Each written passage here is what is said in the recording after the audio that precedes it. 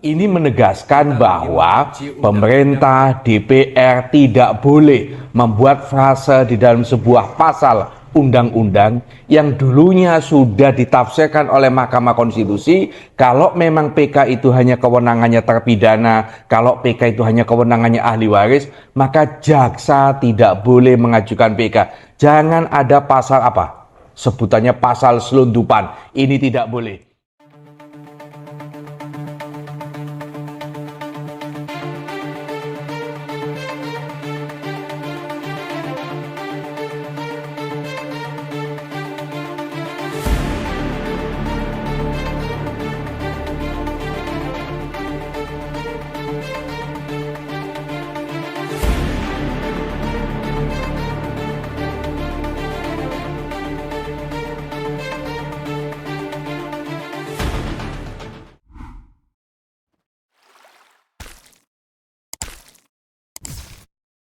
Mahkamah Konstitusi akhirnya mengabulkan gugatan kita, yaitu terkait pasal 30C huruf H Undang-Undang Nomor 11 Tahun 2021 tentang kejaksaan. Pasal ini mengatur kewenangan jaksa melakukan upaya hukum peninjauan kembali di dalam perkara pidana. Padahal sudah ada dua putusan Mahkamah Konstitusi terkait tafsir pasal 263 KUHP yang di situ mengatur bahwa kewenangan peninjauan kembali itu hanya terpidana dan ahli warisnya. Artinya siapapun di luar itu tidak bisa mengajukan upaya peninjauan kembali. Di dalam kasus ini kami mewakili Bapak Hartono, dia posisi di Denpasar, Bali.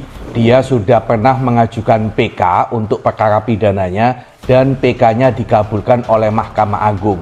Sayangnya jaksanya sekarang mengajukan PK, jadi PK dilawan dengan PK. Ini sungguh miris di dalam dunia hukum.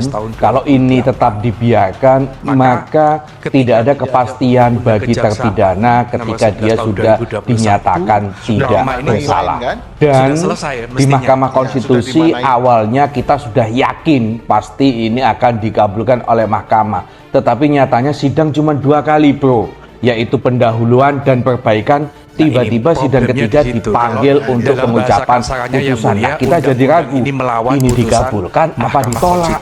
Kok cepat sekali? Kenapa tidak pemerintah dipanggil? Kenapa DPR tidak dipanggil dulu?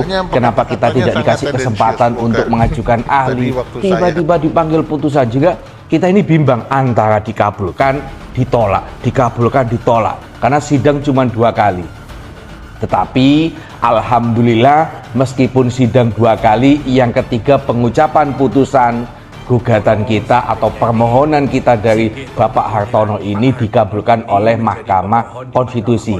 Ini menegaskan bahwa pemerintah DPR tidak boleh membuat frase di dalam sebuah pasal undang-undang yang dulunya sudah ditafsirkan oleh Mahkamah Konstitusi. Kalau memang PK itu hanya kewenangannya terpidana, kalau PK itu hanya kewenangannya ahli waris, maka jaksa tidak boleh mengajukan PK. Jangan ada pasal apa?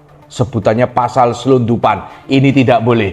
Ini patut kita syukuri. Kita ucapkan terima kasih kepada Mahkamah Konstitusi, keadilan sudah ditegakkan bahwa kewenangan peninjauan kembali hanya terpidana dan ahli warisnya.